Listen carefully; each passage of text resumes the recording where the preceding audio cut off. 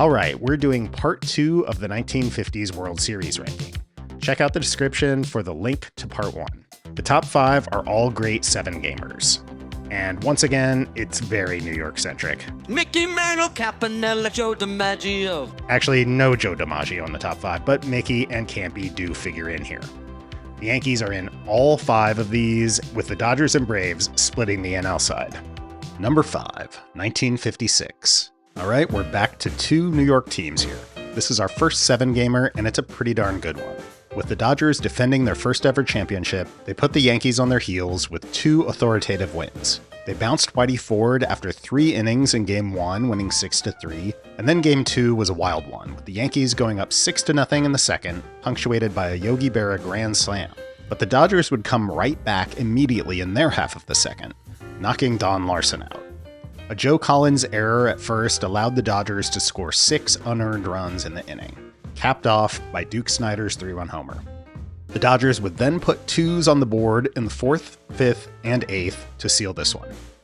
Whitey Ford would redeem himself after his 54-pitch Game 1 outing and throw a complete game on 2 days' rest in Game 3. But things looked really bleak for the Yankees going into the bottom of the 6th, trailing 2-1 and facing the prospect of falling down 3-0 in the series.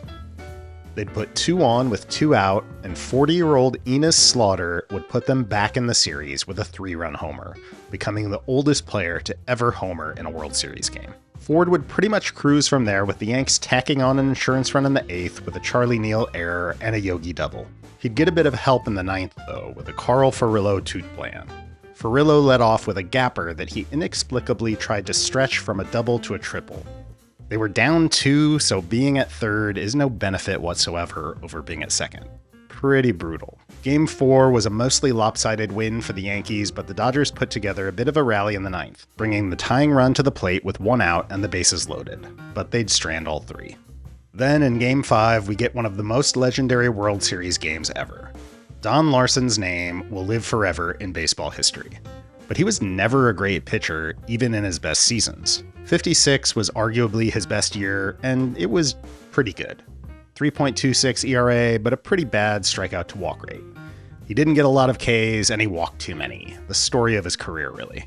And even in this, his strongest year, he couldn't totally crack the Yankees' rotation on a full-time basis, splitting his appearances pretty evenly between the pen and the rotation. He had been knocked out in the 2nd inning of Game 2, and in the previous year's World Series, he had been blown up for a loss in his only start. So Don Larsen did not expect to be starting Game 5. And if Casey Stengel had a clearly better option, Larsen wouldn't have started. The Yankees staff was kind of a mess after Whitey Ford, so Larsen it was. And of course, we know what happened. It's fun to look at all the close calls in this game. In the 2nd inning, Jackie Robinson led off with a hard hit ground to 3rd that ricocheted off Andy Carey right to Gil McDougald at short, who fired to first to get the 37-year-old Robinson by a step. In the 5th, Mickey Mantle made a terrific running catch in deep left center to rob Gil Hodges of a double.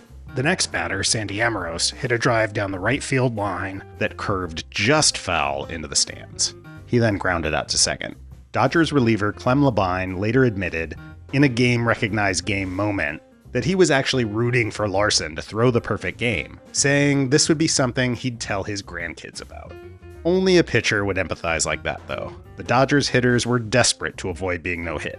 Well, all right, let's all take a deep breath as we go to the most dramatic 9th inning in the history of baseball. After a Carl Furillo flyout and a Roy Campanella groundout, Larsen punched out pinch hitter Dale Mitchell, the only perfect game in MLB postseason history. And by the way, Sal Maglie pitched great for the Dodgers, giving up just 2 in the complete game loss. So how do you follow that up? Well, how about with an absolute classic? Game 6 shaped up to be a slugfest with both teams' rotations turned upside down. The Dodgers had Roger Craig on short rest or Don Newcombe on full rest.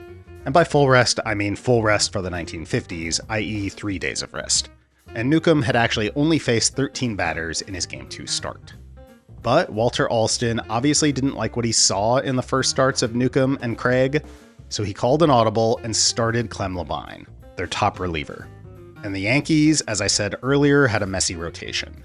Stengel went with Bob Turley, who had been great the previous 2 seasons, but had been awful in 1956, to the point where he'd lost his starting job and was pitching only out of the pen so far in the series. So the slugfest seemed imminent, but instead we got an epic pitcher's duel. Perhaps Larson's perfection touched something deep in their hurling hearts as both of these unlikely starters pitched masterpieces. They went toe-to-toe, taking a scoreless game through the ninth and into extras. And here we get a very old-school moment. Both starting pitchers batting for themselves in the 10th inning. Labine would set down Turley and the Yankees in order in the top half. Then in the bottom half, after Labine popped out to short, Jim Gilliam walked, and Pee Wee Reese sack bunted into second. Turley walked Duke Snider intentionally to bring up Jackie Robinson. Enos Slaughter had been struggling all day in left field, battling the sun and the wind. He'd misplayed 3 balls already, and he'd misplay a 4th to send this series to Game 7. Robinson lined one into left, a tough but makeable play, but it sailed over the leaping Slaughter for the walk-off. So we'd go to a Game 7, where the Dodgers would get absolutely cucked. Oh, sorry, that's cuxed. They'd get cuxed by little-known Yankees hurler Johnny Cucks, who would completely shut down the Dodgers' offense. Okay, it's actually pronounced Cooks. This was another surprising pitching choice for Game 7 by Stengel. He could have gone to Whitey Ford on 3 days rest, but he felt Ebbets Field was too tough on lefties. So he went with Cooks, who hadn't been great, but did have a nice-looking 18-9 win-loss record. He had worn down at the end of the year and had been relegated to the bullpen for this World Series so far. The Dodgers countered with Newcomb, who, after getting pulled early in the second inning of Game 2 after giving up 6 runs, left Ebbets Field while the game was still going on and allegedly assaulted a heckling fan in the parking lot. The fan had already filed a lawsuit. This is probably a part of why Alston was hesitant to go to Newcomb in Game 6. But I guess he kind of had to go to his ace on 4 days of rest in Game 7. But Newcomb would get blasted again, giving up 5 runs in 3 innings. Meanwhile, Cooks pitched the game of his life, a complete game shutout to clinch the championship while the Yankees offense piled on the runs, a 9-0 blowout. Number 4, 1957. Here we get a great underdog story. The New York stranglehold on the World Series had been going on since 1948, 8 consecutive Big Apple championships. The Braves had moved from Boston to Milwaukee in 1953, prompting confusion from many East Coast elites. To quote the synopsis of this book about the 57 Braves, in big cities like New York, Milwaukee was thought to be a podunk train station stop-off where the fans were always drunk and wouldn't know a baseball from a beer. No respect for us Midwestern oafs, man. The Yankees dubbed Milwaukee Bushville, as in Bush League. But the Braves were an excellent team, led by Hank Aaron and Eddie Matthews at the height of their powers, and an aging but still excellent Warren Spahn in the rotation. Spahn would face off against Whitey Ford in Game 1 at Yankee Stadium. Spahn gave up 1 in the 5th and got knocked out in the 6th when he gave up 2 more. Ford would go the distance for the Yankees. In Game 2, the teams traded runs early before the Braves scored 2 in the 4th for their first lead of the series, and Lou Burdett would cruise from there. The Yankees would blow out the Braves in Game 3 to go up 2-1 in the series, and then we'd get 3 straight bangers. Game 4 would see the Braves go up 4-1 after a Hank Aaron 3-run homer and a Frank Torre solo shot in the 4th. Warren Spahn would keep it a 4-1 lead going into the top of the 9th. He'd retire the first 2, but then Yogi Berra and Gil McDougald hit back-to-back singles to bring up Elston Howard as the tying run. Comes down with a 3-2 pitch. There's a swing and a long drive into left field. That ball is going for a home run. So we go to the 10th, and Spahn, still in there, again retires the first 2, but Tony Kubek hits an infield single and then Hank Bauer triples to center. The Braves come up in the 10th, staring down a possible 3-1 series deficit. And the inning would start with an unlikely hero. Nippy Jones was, I guess, what you might call a quadruple A guy. He starred in the Pacific Coast League, but was a light-hitting first baseman in the majors. He had been out of MLB since 1952, but then Joe Adcock broke his leg in June. The Braves brought up Jones, and he wasn't great, but was good enough to make the World Series roster as a bench bat. The first pitch he saw in this 10th inning at bat was a curve low and inside that bounced to the backstop. Jones claimed the ball hit him, and when the bat boy brought the ball to the ump, he pointed at a smudge of shoe polish. And Jones was awarded first. This might remind you of a similar play that happened in the 1969 series. After a sac bunt, Johnny Logan would rip a double to right to tie the game. Then we'd get a more likely hero, when Eddie Mathews would come up and blast a walk-off homer to even the series. It is a home run for Eddie Mathews. Game 5 saw a classic pitcher's duel, with Lou Burdett and Whitey Ford tossing gems. The difference in this game is defense, and possibly the fact that Mickey Mantle had to sit out with a bum shoulder.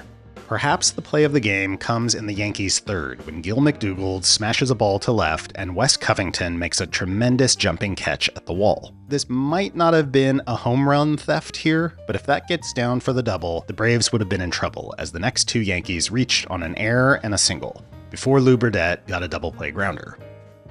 The game's only run would come in the sixth as a result of some lackadaisical defense. After two were out, Eddie Mathews bounced a single to second, where Jerry Coleman was playing deep in the outfield grass. Underestimating Mathews' speed, he waits on the long hop instead of charging it, and Mathews beats the throw to first. Then back-to-back singles by Aaron and Adcock bring him in. It goes back to New York with the Yankees facing elimination. Every run in Game 6 would be scored via home run. In the third, the Yankees went up with a two-run shot by Berra. Then the Braves got solo blasts from Torrey and Aaron in the fifth and then seventh. But in the bottom of the seventh, Hank Bauer would put the Yankees up with a solo shot of his own, and Bob Turley would go the distance. So it went to a seventh, and finally the long national nightmare was over. A non-New York team would reign as World Series champion, when Series MVP Burdett would shut down the Yankees for a 5-0 win. The Beer Guys won. The first and only championship in Milwaukee, and the first Braves championship since the dead ball era. Number 3, 1958. Okay, so it made more sense to do 1957 and 1958 chronologically in this video, but actually I think 57 is the better series, so let's go ahead and flip these two. 58 is number 4 and 57 is number 3. 58 is a great series though, with the narrative of it being a revenge series for the Yankees. And it gets off to a hell of a start in Game 1 with another Warren Spahn versus Whitey Ford matchup. Spahn gets bailed out in the first 2 innings with a couple of Yankee toot blands. Hank Bauer gets picked off first in the first, and Yogi gets thrown out trying to go first to third on a single to left in the second.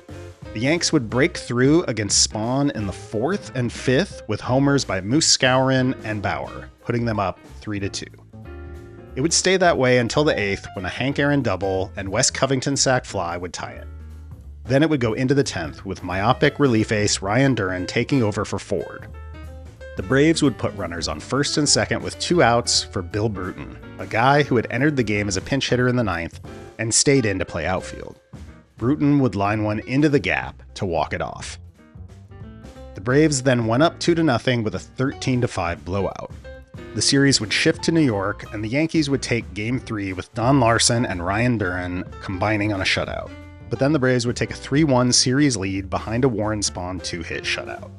The mighty New York Yankees were facing back-to-back World Series losses to that beer-swilling backwater, and the Braves were sending out the Yankees' kryptonite in Game 5, Lou Burdett, who had recorded complete game wins in 4 straight World Series appearances against the Yankees.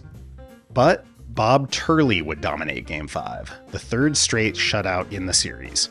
He pitched a 5-hitter with 10 Ks to help the Yankees break the spell of Burdett.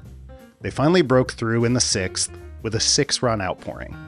Then we get a classic Game 6. With the game tied at 1 in the bottom of the 2nd, the Braves hit 3 straight one-out singles, followed by a walk. With 1 run already in and the bases loaded, Johnny Logan hit a fly ball to shallow left. The runner at third was slow-footed Andy Pafko, but third base coach Billy Herman sent him anyway in a play the New York Times described as base path harakiri. Holy cow! In the 6th, the Yankees would tie it up, and then Spahn and Duran would allow just 1 base runner each from the 7th to the 9th. In the bottom half of the 9th, Duran struck out the side, with the last out being Spahn. Manager Fred Haney had decided to ride Spahn all the way despite him going on 2 days rest. And in the 10th, it would fall apart for Spahn. He gave up a leadoff homer to Gil McDougald and then put 2 more on before being pulled for Don McMahon, who allowed 1 more run to score. Duran, going into his 5th inning of work in the bottom half, would also falter. He gave up a walk and then back-to-back 2-out singles to score 1 and put runners on the corners. The Yankees would go to Bob Turley to get the final out. Frank Torre would hit a looping liner to right that McDougald would go back on to make the catch. In Game 7, the Braves won up 1-0 in the first, but in the second, first baseman Frank Torre made back-to-back errors on throws to first to load the bases, and the Yankees cashed in 2 of them. These 2 unearned runs were all the Yankees could muster against Burdett through 7 innings. But it would all fall apart for Burdett and the Braves with 2 down in the 8th. The Yankees went double, single, home run. Moose Skowron with the devastating dinger. That was that. The Yankees had their revenge on the beer slobs. Number 2, 1955. I think most people might put this one number 1 due to narrative value. It is pretty dramatic. The Brooklyn Dodgers finally beating the Yankees after losing to them 4 times in 8 years. The great underdog story, right? Well, I don't know. I didn't live through this time, obviously, but I wonder how these series were perceived at the time outside of the Big Apple. Undoubtedly, it is a dramatic storyline. But also, I kind of think this would be like saying the 1999 Braves beating the 1999 Yankees in that World Series would have been a great triumph of the underdog. I did live through that era, and I can tell you that everyone outside of New York and Atlanta was absolutely sick of those 2 teams by 1999. And that was only the second time they'd faced each other in that era. 5 times in 9 years? Anyone in the rest of the country had to be fed up with this New York reign of terror. The Dodgers of the 40s and 50s were kind of like those 90s Braves, always a bridesmaid, never a bride. Or, I guess, rarely. Except that in 1955, the Dodgers still had never won a World Series in their franchise history. So, I don't know, maybe not the best comparison. Anyway, this terrific 7-game series gets off to a dynamite start. The teams would trade rallies early, but then the Yankees would move out to a 6-3 lead on 2 Joe Collins homers. After Collins' second homer, Billy Martin tripled, then attempted to steal home and was called out, with Roy Campanella making a high tag which Martin objected to, claiming Campy tagged him in the throat. Campanella would later say, "Tell that little SOB I missed. I tried to put the ball in his mouth." The Yankees would take a 6-3 lead into the 8th when we'd get one of the most iconic moments of 1950s baseball. A Gil McDougald error on a Jackie Robinson grounder put runners on second and third. After a sac fly scored 1 and moved Robinson to third, we get this moment. When I think of 1950s World Series baseball, the 3 things that come immediately to mind for me are this play, the Willie Mays catch in 1954, and Don Larsen's perfect game. And yet, this play is oddly irrelevant when I look back on it. In my mind, my idea of this play was that Robinson stole home in a key moment to tie or take the lead in a game the Dodgers won, shifting the momentum and helping the Dodgers to that first ever championship. But that's not actually how it happened. The Yankees won this game. Robinson's steal of home didn't tie or give the Dodgers the lead. It pulled them to within 1 at 6-5, which is how the game would end. Weirdly, Monty Irvin's steal of home in 1951 is a more relevant World Series steal of home, scoring the Giants' second tally in a game they won 5-1. This is another one where my lack of being there leads me to not see the importance of this play on the series, beyond just being an incredibly cool play by one of baseball's absolute legends. Perhaps this shifted the momentum of the series, even in a loss. Maybe this play, in addition to Campanella's rough tag on Martin's steal attempt, showed that the bums were not rolling over for the Yankees this time. I don't know, cause like they say, momentum is only as good as the next day's starting pitcher. And the next day's starting pitcher wasn't very good. Billy Lowe's gave up 4 runs on 7 hits in 3 2/3 innings in Game 2, and the Yankees took a 2-0 lead over to Ebbets Field. In Game 3, Johnny Padres would stop the bleeding, giving up 3 while the Dodgers offense woke up, scoring 8. The Dodgers would keep the offense coming in Game 4 and even the series with an 8-5 victory, highlighted by a massive Duke Snider home run, as well as a number of great defensive plays by the Duke. In Game 5, the Dodgers would get 2 more home runs from Duke Snider and hold off the Yankees to win 5-3 and take a 1-game lead back to Yankee Stadium. The Yankees would even the series quickly, putting a 5 spot on the board in the first inning of Game 6. So we go to a 7th game. And in the 3rd inning, we get a wild moment. After a walk and a single, Gil McDougald hits a ball down the third baseline that looks like a sure infield single, which would load the bases with 2 outs. But the ball hits Phil Rizzuto just as he's sliding into third, which ends the inning. The Dodgers would go up 2-0 with a couple of RBIs from Gil Hodges. The second one came in the 6th, which is a fascinating inning. First off, we get back-to-back sac bunts from Duke Snider and Roy Campanella, the Dodgers' 2 heaviest hitters. Moose Skowron would make an error on Snider's bunt, allowing him to reach, and, looks kind of like an A-Rod slap there. I don't know. Then Campanella would bunt the runners to second and third. After an intentional walk, Hodges would hit a sac fly to score Pee Wee Reese. Then another walk would load the bases. And then we get perhaps the key moment of the game, when George Schuba pinch hits for Don Zimmer and grounds out to first to end the inning. But this meant the Dodgers had to move Jim Gilliam in from left field to play second base, and Sandy Amoros would have to come off the bench to play left. And he would make the play of the game in the bottom half of the inning. After a walk and a single, Yogi Berra would hit a fly ball down the left field line, which Amoros would chase down and make an incredible catch. He'd then get the ball back in quickly, and they'd double up Gil McDougald at first. By the way, this double play set a record for most double plays turned in a single World Series with 12. How about that? Johnny Padres would take it from there, completing the championship-clinching shutout. And finally, the Dodgers were on top. Brooklyn's got a winning team. There was always wait till next year, them bums. This is next year. Them bums won. Huh? Number 1, 1952. Before we get into this one, we must meet Joe Black. Man, I'm really kicking myself for not putting this pitcher on that fictional guy's team. But whatever. Everything gonna be Irie. Joe Black is a fascinating guy who I didn't know a whole lot about before doing this video. He played in parts of 6 seasons for the Baltimore Elite Giants in the Negro Leagues from ages 19 to 24, playing in the summer and then attending Morgan State University in the offseason. And after he graduated, he joined a barnstorming team and eventually signed up with the Cienfuegos Elefantes in the Cuban Winter Leagues. In 1950, he met a young lawyer and fellow baseball head named Fidel Castro, and the two played some one-on-one basketball games. And Black and Castro stayed in touch, corresponding during Black's time with the Dodgers. He would become the 5th ever Black pitcher in the majors when he debuted with the Brooklyn Dodgers in 1952.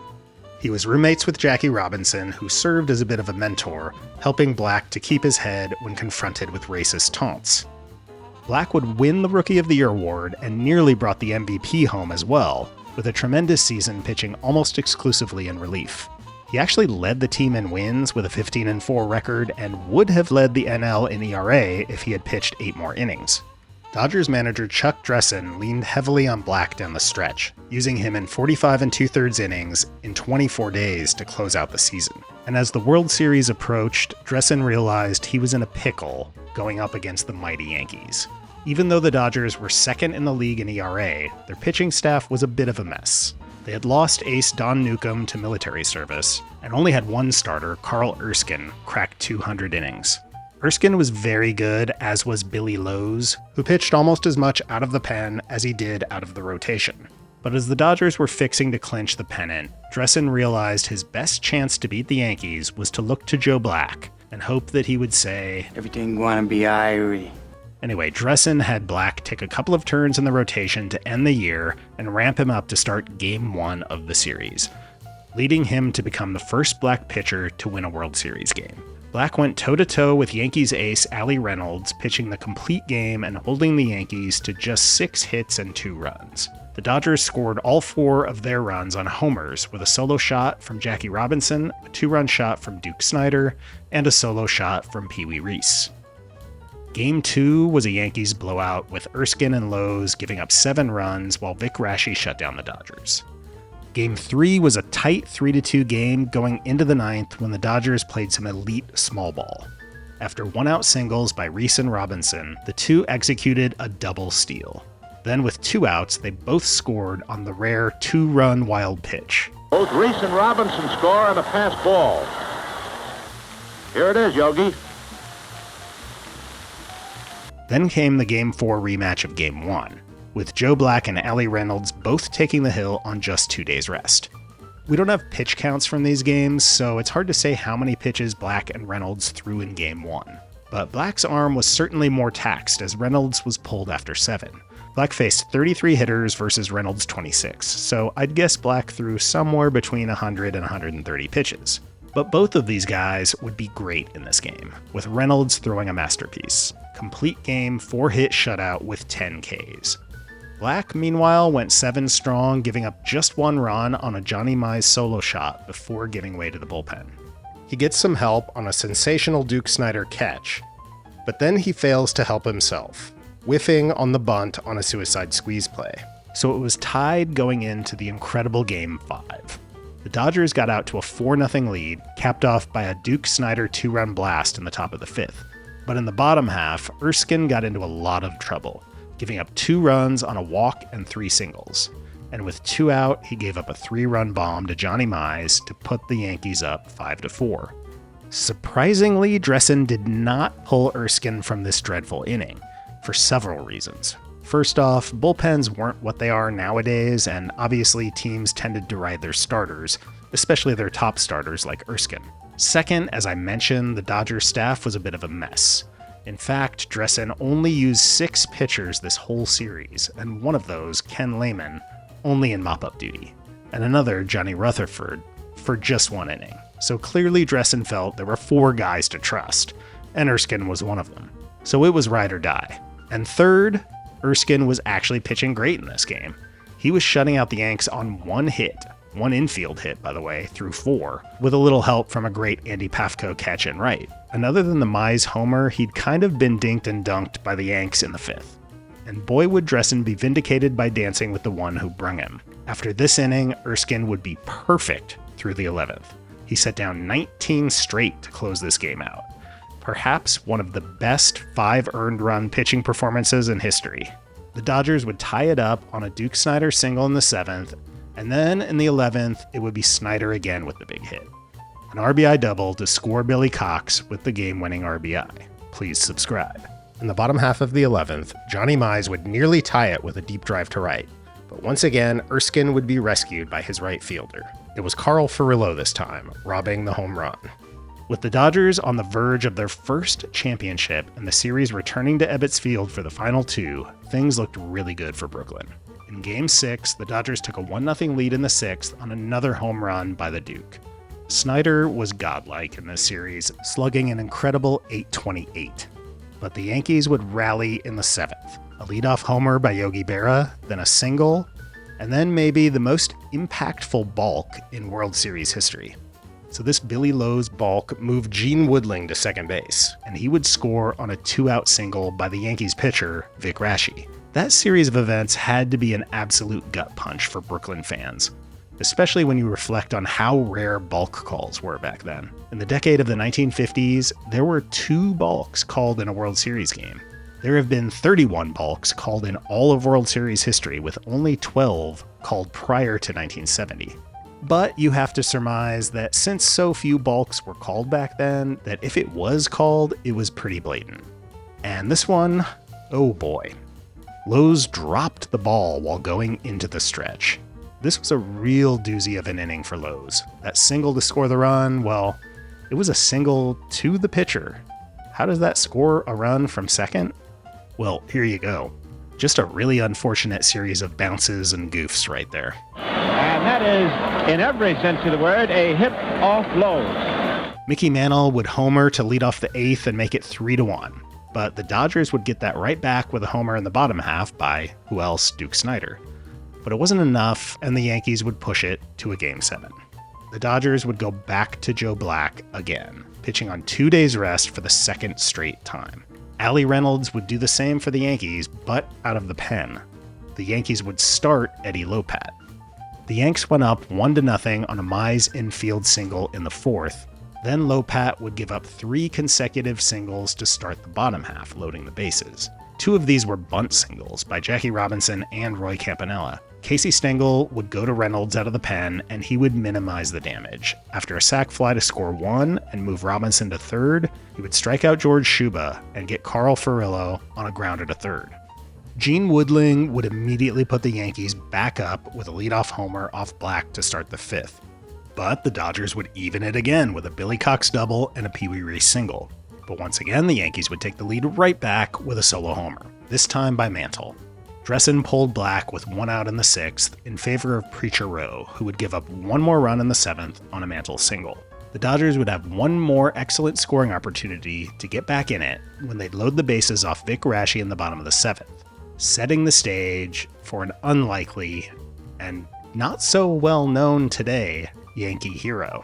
Journeyman reliever Bob Kusava came in, and with the bases loaded and 1 out, and Duke Snider and Jackie Robinson due up, protecting a 2-run lead. This was Kusava's 1 and only appearance in the series, a lefty reliever who weirdly had reverse platoon splits. Kusava got the mighty Duke to pop out to 3rd, and then got Robinson to pop up to 2nd on a ball that got caught in a gust of wind, forcing Billy Martin to make this famous running catch. How about that? He then set down the Dodgers in the 8th and the 9th to seal it. But I kind of withheld something in the part 1 of this video when I was talking about the 1951 World Series. Remember when the Giants loaded the bases in the 9th of the final game with the Yankees up by 3? Well, guess who it was that got called on and coaxed 3 straight pop-ups to clinch the series? Stengel decides to remove Johnny Sain, and pitcher Bob Kusava makes his first appearance in the series. I wonder if there are a few Kusava heads out there who are yelling at me about Kusava when I didn't mention him then. But yes, 2 seasons in a row, Bob Kusava made his first and only series appearance in the clinching game and pitched out of a bases-loaded jam to record a save both times. Unbelievable. And yes, I know they didn't keep track of saves back then. And just to tie up the Joe Black story, after this season, Black's pitching career would be decidedly not airy. You have to wonder if Dressen's over-reliance on Black down the stretch and in the 3 World Series starts ruined his arm. Black was never the same again after this, his ERA ballooning to 5.33 in 1953. He missed almost all of 1954 when doctors discovered torn muscles in his right shoulder. He would make it back to the big leagues, but would never approach the excellence of his rookie season.